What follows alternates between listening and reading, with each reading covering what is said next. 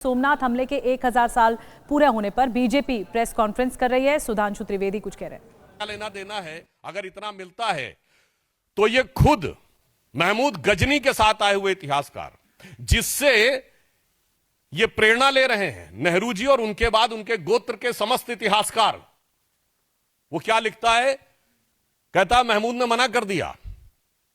किस लिए मना कर दिया? वो कहता है इसलिए कि मैं चाहता हूं कि कयामत के दिन मैं एक बुत शिकन के रूप में जाना जाऊं, ना कि बुत परस्तों के साथ सौदागरी करने वाले एक गलीच बुत फरोश के रूप में। यानी शुद्ध हिंदी में कह देता हूं, अर्थात मैं चाहता हूं कि कयामत का दिन आए तो मेरी ख्याति हो कि मैंने मूर्ति भंजक के रूप में मेरी ख्याति हो, ना कि मूर्ति पूजकों के साथ सौदागरी व्यापार करने वाले एक नीच इंसान के रूप में। अब बताइए, जितने लेफ्टिस्ट और ये सब समझाते हैं, ये सारी थ्योरी डिमोलिश्ड जो उसी में लिखी हुई है, मगर इतिहास को कैसा डिस्टॉर्ट किया गया। और सुनिए जो नेहरू जी ने लिखा डिस्कवरी ऑफ इंडिया में, जो कहा गया कि वो बड़ा प्रेमी था, ठीक इसी में और ये एन नंबर ऑफ रेफरेंसेस में बहुत लिखा गया है। History of India as told by various historians, इसमें है translation of Tarikul Yamini by of the Mahmud chronicles, उसमें भी लिखा है कि जैसे ही वो मथुरा में देखता, पहले तो बड़ा प्रभावित होता, फिर कहता सारे मंदिरों और बिल्डिंगों को नष्ट कर दो। और डिस्कवरी ऑफ इंडिया में वो सेंटेंस गायब। और इंटरप्रिटेशन ये कि वो तो बहुत बड़ा कला प्रेमी था। इसलिए आज भारत की अस्मिता के साथ हुए इस आघात और उसके साथ हुए इस घिनौने मजाक को याद रखने की आवश्यकता है। और एक और चीज आपको बताना चाहता हूं, भारत का एक और बहुत बड़ा नुकसान किया गया। वो क्या किया गया? आप सबने फिल्मों में डायलॉग सुना होगा। एक वो पुरानी फिल्म थी 1991 की शायद, जिसमें दिलीप कुमार और राजकुमार दोनों थे, जिसमें उनका हेलीकॉप्टर लैंड कर जाता है, तो कहता लो बंदूक मार लो, तो कहता नहीं हम तुम्हें मारेंगे और जरूर मारेंगे, मगर तब जब बंदूक भी हमारी होगी, गोली भी हमारी होगी, इलाका भी हमारा होगा और वक्त भी हमारा होगा। ये डायलॉग सिर्फ फिल्मों में सुना होगा, परंतु ऐसा नहीं है। महमूद गजनी के साथ आए हुए इतिहासकार ने लिखा है कि एक हिंदू शाही डायनेस्टी थी, आप में तो अब किसी को नाम में नहीं पता होगा, उसकी राजधानी काबुल थी, जिसका नरेश धर्मपाल जब ये लूट के गया और धर्मपाल से युद्ध के बाद भी वो गया और आज के जो कजाकिस्तान की तरफ, और उसे पता चला कि तुर्क राजाओं ने महमूद गजनी को घेर लिया है। तो अलबरूनी ने लिखा है, अलबरूनी ने लिखा है, क्या लिखा? उसने कहा जब घेर लिया है तो वो धर्मपाल उसको कहता है कि मैं 2000 घुड़सवार, 10,000 सैनिक और 100 हाथियों के साथ तुम्हारी मदद करने को आने को तैयार हूं, मगर किस लिए? इसलिए नहीं कि मैं तुम्हें बचाना चाहता हूं, इसलिए कि तुम्हें मारने का संकल्प मैंने लिया था।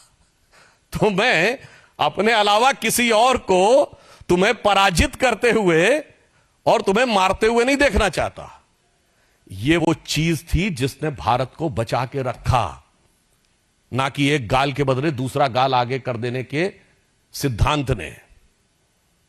इसलिए इसी के लिए श्रद्धेय अटल बिहारी वाजपेयी जी ने पूछा था, आज सोमनाथ जो था, जिसके लिए अटल जी ने लिखा था कि दुनिया का इतिहास पूछता रोम कहां, यूनान कहां है, घर घर में शुभ अग्नि जगाता वो उन्नत ईरान कहां है, दीप बुझे पश्चिमी जगत के छाया जब बर्बर अंधियारा, तभी चीर कर तम की छाती चमका हिंदुस्तान हमारा। और जो चमक थी उसकी अभिव्यक्ति सोमनाथ के प्रथम ज्योतिर्लिंग में दिखाई पड़ती थी।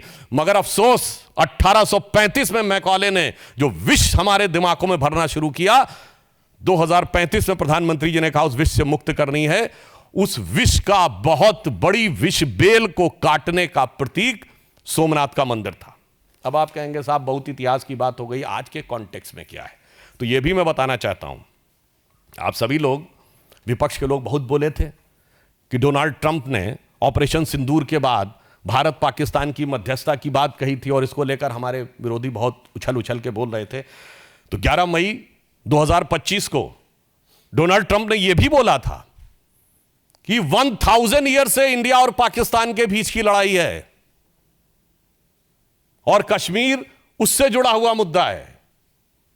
तो मैं पूछना चाहता हूं, इन लोगों में से किसी ने सवाल किया कि 78 साल पहले बना हुआ देश में 1000 साल पुरानी लड़ाई क्यों है?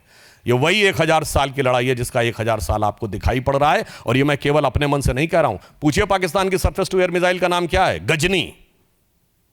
एयर टू एयर मिसाइल का नाम बाबर। दूसरी मिसाइल का नाम गौरी।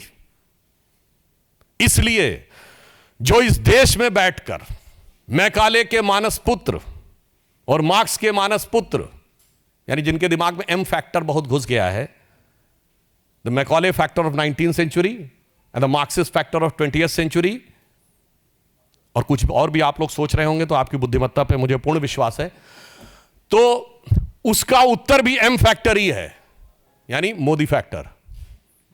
जो मोदी जी ने आज इस विषय पे अपने विचारों की अभिव्यक्ति की है, राष्ट्र को उसे समझने की आवश्यकता है। और इसलिए मैं कहना चाहूंगा, प्रधानमंत्री जी ने यह बात कही है कि यह अमृतकाल है 22 वर्ष का, और 22 वर्ष बचे हैं उसमें, 25 वर्ष का, और यह वो आधार बनाएगा जो 1000 साल तक भारत का मार्ग प्रशस्त करेगा। मगर उसके साथ साथ उन षड्यंत्रों, धूर्तताओं और कष्टों को भी याद रखने की जरूरत है जो हजारों साल से भारत पे हुए हैं। जो लोग ये कहते हैं कि मुगल आक्रमणकारियों के दौर में भारत में क्या क्या हुआ, तो उनके मैं बहुत डिटेल में नहीं जाना चाहता, सिर्फ इतना बता देना चाहता हूं कि एंगस, जो प्रोफेसर आर.जी. रमल ने डिमोसाइड बनाई है, जिन्होंने वर्ल्ड की हिस्ट्री का पूरा किया है, कब कब कितने लोग मारे गए, उसमें तुगलक के दौर में कितने मारे गए, खिलजी के दौर में कितने लाख मारे गए, मुगल के दौर में कितने मारे गए, कुल मिलाकर उन्होंने 60 मिलियन से 80 मिलियन लोगों के मैसेकर की बात कही है। विल डुरांट ने हिस्ट्री ऑफ सिविलाइजेशन में लिखा है, the Muslim conquest of India was not one of the bloodiest, he said was the deadliest. Colonel James Tod ने लिखा है annals and antiquities of Pakistan of Rajasthan में कि जब अकबर ने कैप्चर किया तो उसने 2980 किलोज के जनेऊ तौले, 2980 किलोज। आप सोच सकते हैं कि कितना था। ये किसने लिखा? फॉरेनर्स ने। इसलिए मैं कहना चाहता हूं, मजाक मत उड़ाइए। यह देश उसके बाद भी आज जीवित है, स्वतंत्र हुआ और उसके बाद प्रखरता के साथ आगे बढ़ रहा है अपनी उस शक्ति के कारण, जिसे समझिए और आश्वस्त रहिए कि आज जब पूरी दुनिया लड़ाई लड़ने में लगी हुई है, मैं देशों का नाम नहीं ले रहा हूं, सब एक दूसरे को के ऊपर आक्रमण करने और आधिपत्य में लगे हैं, उसमें यदि भारत का राइज हो रहा है तो इन मूल्यों को स्थापित करने के लिए हो रहा है जो विध्वंस और हिंसा के खिलाफ होगा। India is all set to rise, not to dominate the world but to motivate the world. और उसका मूल आधार वह हिंदू संस्कृति, हिंदू सभ्यता है, जिसे कलंकित करने का प्रयास और उसके ऊपर हुए इतिहास के सबसे घनघोर नरसंहार, विल डुरांट ने जो कहा है, उसको छुपाने ही नहीं, नरसंहार करने वालों को महिमा मंडित करने के इस दुष्चक्र और षड्यंत्र को समझने की जरूरत है। और भारत क्या सोचेगा, जो प्रधानमंत्री जी ने कहा कि अगले 1000 साल तक, तो अटल जी की इस पंक्ति से समाप्त करता हूं, जो उनकी बड़ी प्रसिद्ध कविता थी, हिंदू तन मन हिंदू जीवन, रग रग हिंदू मेरा परिचय। तो उसका जो अंतिम छंद है कि होकर स्वतंत्र मैंने कब चाहा मैं कर लूं जग को गुलाम, मैंने तो सदा सिखाया है करना अपने मन को गुलाम। गोपाल राम के नामों पर कब मैंने अत्याचार किया, कब दुनिया को हिंदू करने घर घर में नरसंहार किया, कोई बतलाए काबुल में जाकर कितनी मस्जिद तोड़ी, भूभाग नहीं शत शत मानव के हृदय जीतने का निश्चय, हिंदू तन मन हिंदू जीवन, रग रग हिंदू मेरा परिचय। धन्यवाद।